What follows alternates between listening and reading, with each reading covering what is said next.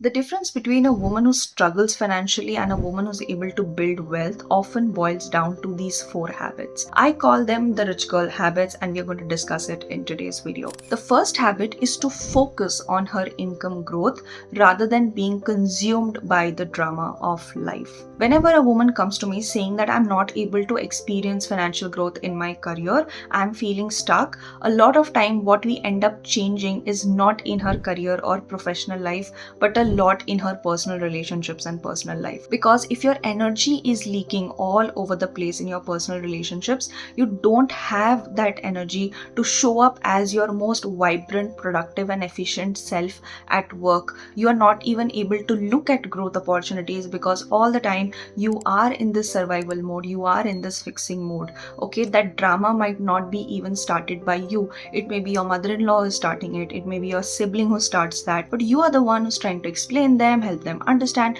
but still nothing happens. So what you need to do is to set boundaries. But boundaries are weak when you don't understand the why behind those boundaries, the context behind that boundary. But when you have an income goal to focus on, you know why you are setting that boundary. You've realized your energy is leaking, hence you need to set that boundary, because you cannot fill up a container that is leaking. Hence your money container will not fill up if your energy is leaking all over the place. The second thing is that women who build wealth also are very conscious about whether their spendings are aligned with them or not. They are not always frugal, they're not always conjuice, or neither are they people who are spending in the all wrong places. They are people who are able to make this differentiation as to what is it that is truly going to align with me, what is it which is truly going to add value to me, and they spend in those particular directions. For example, I went to shopping on Hyderabad airport with my mother, and there were few dresses that we collectively liked. Even this dress was so there was one dress which was white, almost like a fairy, and when we saw that dress, we thought how beautiful the dress is, and I was almost about to buy it. But then my mother said that this one also would look better, and there was one more dress that would look better, and I said let's try it out. And then I realized, because I am coming into the chubbier category now, the dress which has a very round neckline and a lot of heavy work done over here on the neck is going to make me look more bulky. It is not going to bring out the best out of my features. So I skipped to purchase that. But this kind of neckline, which is a V neckline, which has collar, and I love these kind of indigo prints, go very well with my choice of color, with my personality, because I'm also a very vibrant person. So these colors look better on me. So this is called developing your taste, where you are able to find things that are aligned with you and you invest in things that are aligned with you. So when you know that, you can cut the cost where you spend money just on something because that is attractive to you, and your brain does something very powerful. This generalizes in other area of life. For example, you will do the same with your relationships. Whatever is not aligned, you will be able to create sufficient space so that it does not waste your energy. And the third thing that rich women focus on, or the women who want to build their wealth focus on, is also saving and investing. You need to learn this mantra, which is earn, save, invest, repeat. Earn, invest, save, repeat, whatever is easier for you to remember. Now, if you don't know anything about saving or investing, you can start at as basic as this. I'm not a financial advisor, but I'm able to sort my own finances and have a direction of how I would like to manage my finances. So you need to split whatever you make as an income into these three parts. You can call it the 50, 30 and 20 rule, which is a very famous rule that a lot of people use. So if you're making 100 rupees, you're going to use 50 rupees on your needs, 30 on your wants, let's say like buying a dress or a bag or shoes, things like that, and 20% you're going to save or invest. If whatever you understand, if you understand fixed deposits, do that. If you understand the stock market, if you can buy certain stocks, buy those. Or the best is mutual funds.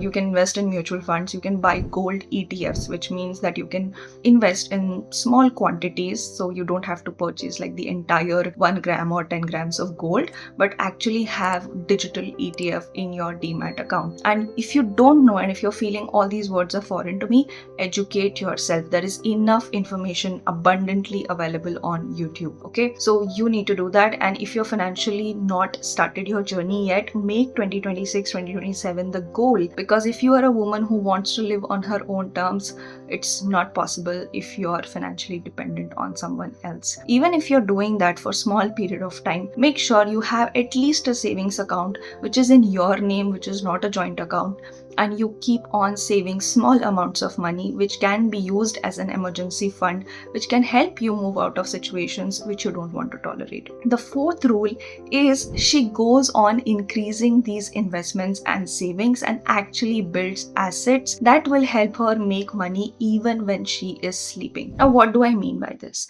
There are a lot of women who know the basics of finance, so they know that they have to do SIPs. Okay, so they start their SIPs, but as their income is increasing, what they end up doing is they start to increase the lifestyle cost. That means they would just go and buy a bigger car or a bigger house or rent a bigger apartment and don't even know like what is happening to that 20% savings that they were doing. A lot of women miss out because they don't have the control of their savings and investments in their hand. They may have got some third party broker who is helping them do the SIPs. Everything is not in the the demat account is not in their hands, and these are such common small mistakes that women do. If they have joint accounts, the first name account is of their husband, it's not their own account. So for God's sake, unfortunately something happens tomorrow, some kind of separation happens, the woman may not even have the legal rights to those accounts. So you need to take care of these things and have the financial control of your finances in your hands, which means you need to increase your savings and investments